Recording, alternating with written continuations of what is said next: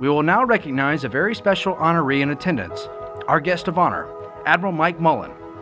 Truly exemplifying a life of character and selfless service in the spirit of if not me then who, Admiral Mullen has spent the majority of his distinguished military and private sector careers leading efforts that ensure our veterans are thriving in their communities. A 1968 graduate of the Naval Academy in Annapolis, Maryland, Admiral Mike Mullen advanced through the ranks to become the Chief of Naval Operations and eventually the Chairman of the Joint Chiefs of Staff. It is in that position Admiral Mullen was able to shape some of the most important geopolitical issues of the 21st century.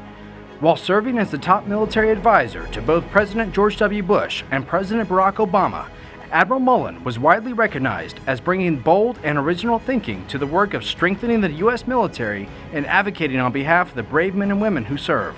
Since retiring from the U.S. Navy, Admiral Mullen has assumed the duties on the boards of General Motors, Sprint, and the Bloomberg Family Foundation, and continues to teach at the Wilson School of Public and International Affairs at Princeton University.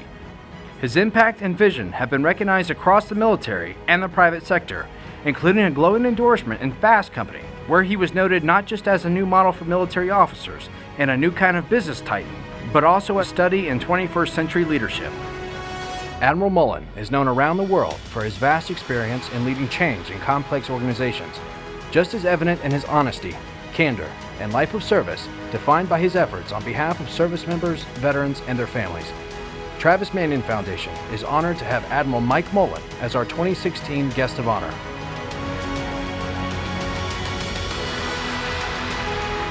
Ladies and gentlemen, it is my distinct honor to introduce tonight's Guest of Honor, United States Navy Admiral Mike Mullen.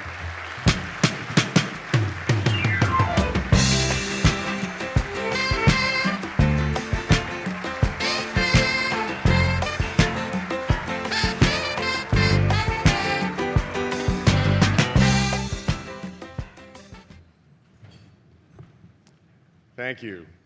I almost don't know where to start.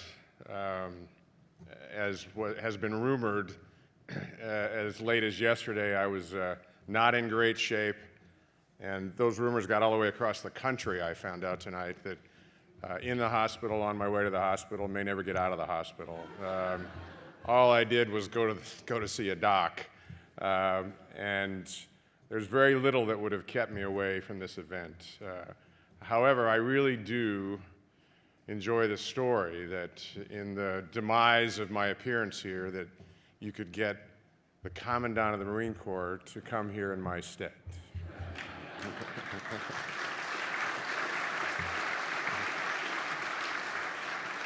And in particular, this Commandant and his wife, Darcy, who are two really special individuals, contrary to his humility, that is not just a good match for the job, but it has been a spectacular Commandant of the Marine Corps and will be the total time he serves in that job. And the Marine Corps and the nation couldn't be in better hands. So Bob, thanks for coming.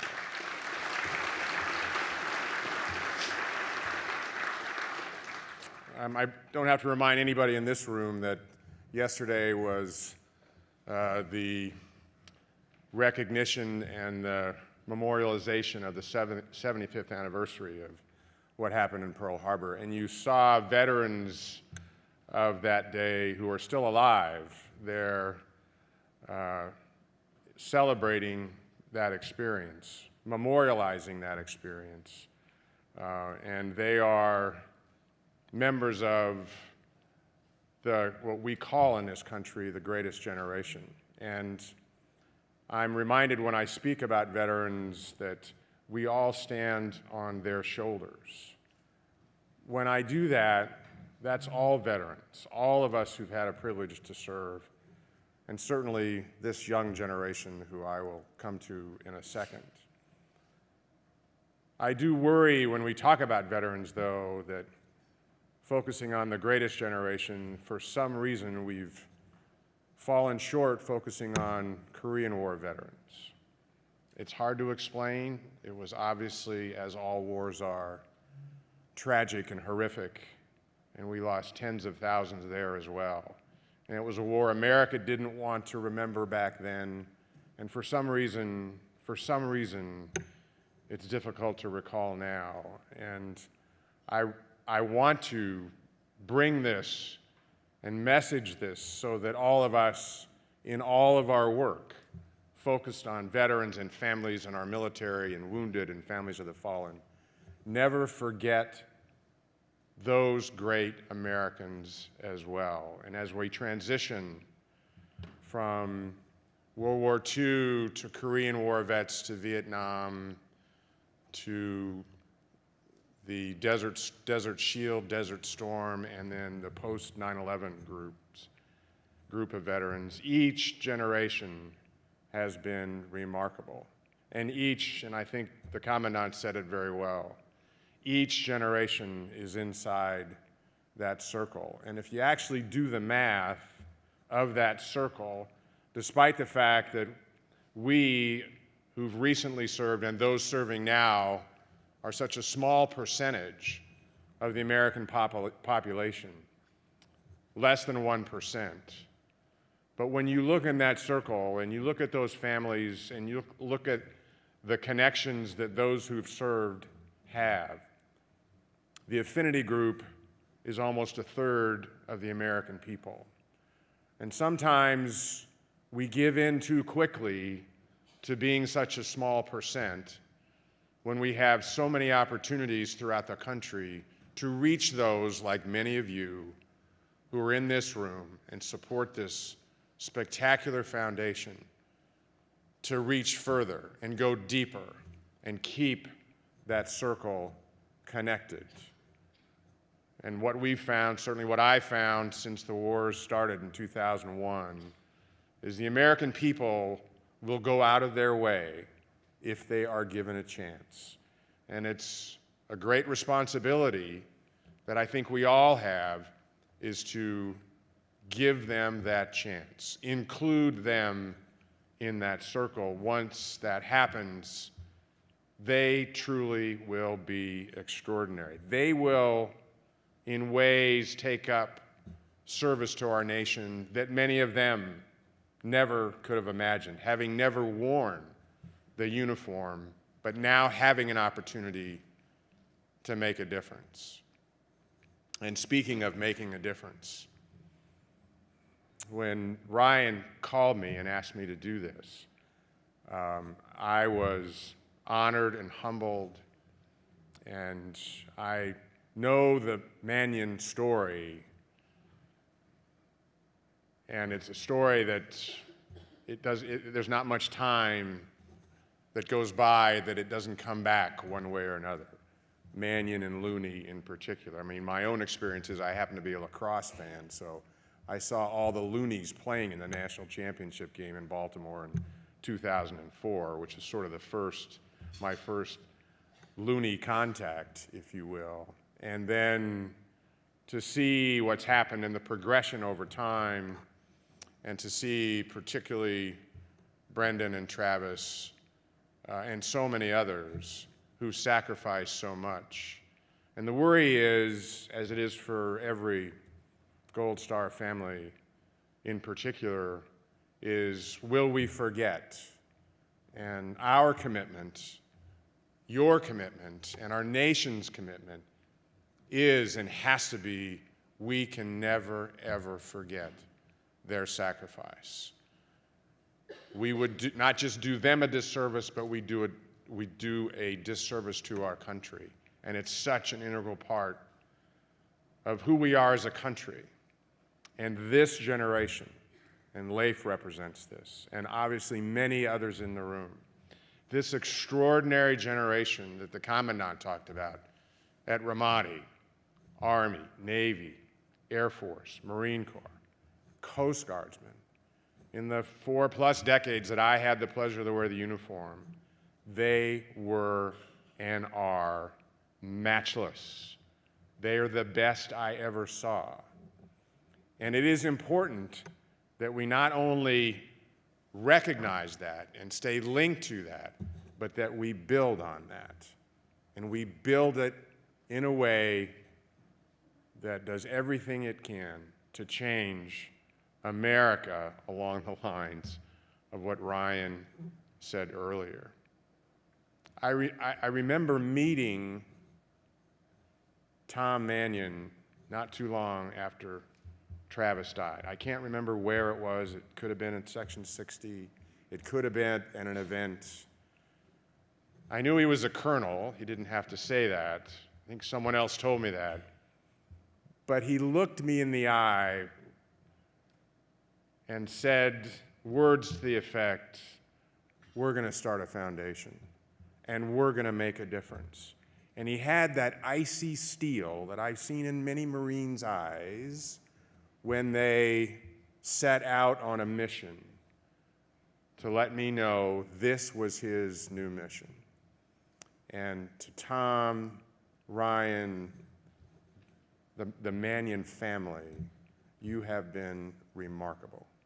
And we are all in your debt for what you've achieved and the lives that you've impacted and the difference that you've made and the example that you have set. And we are grateful.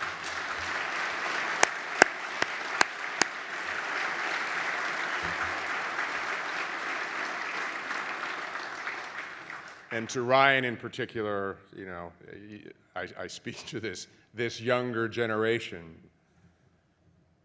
You represent this generation as well as anybody. As a sister, as a sibling, and I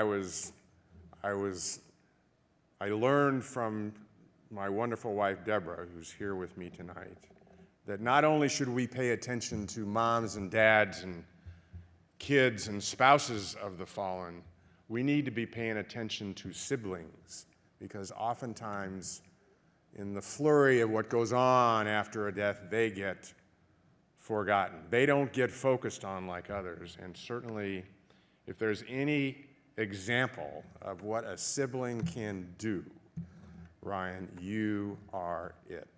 And we are grateful.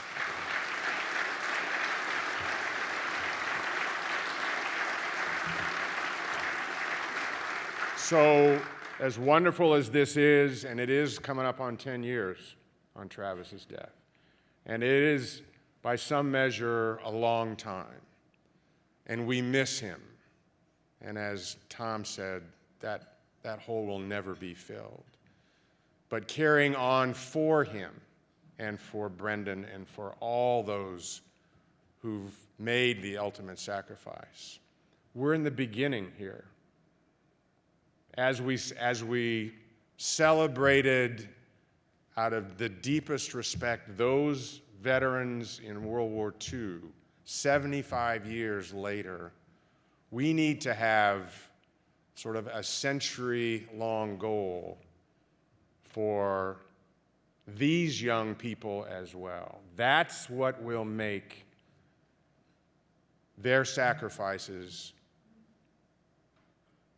worthwhile. That's what will make their sacrifices create the kind of legacy that their sacrifices have generated. And that's what, and I didn't know either one of them, but I'm pretty comfortable speaking for them.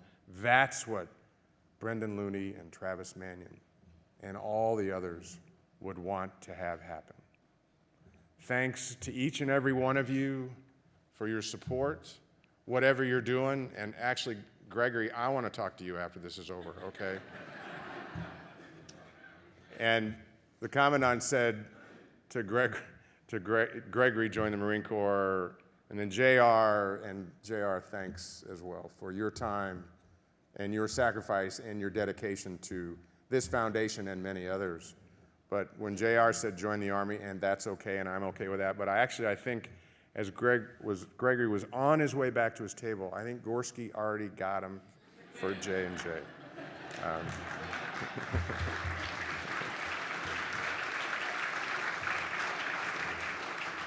I would only say, Gregory, don't choose quickly, choose wisely. So to all of you, thanks for all you do. Reach, I know you've all reached far, reach further, reach deeper. Find relationships and people who know nothing about us.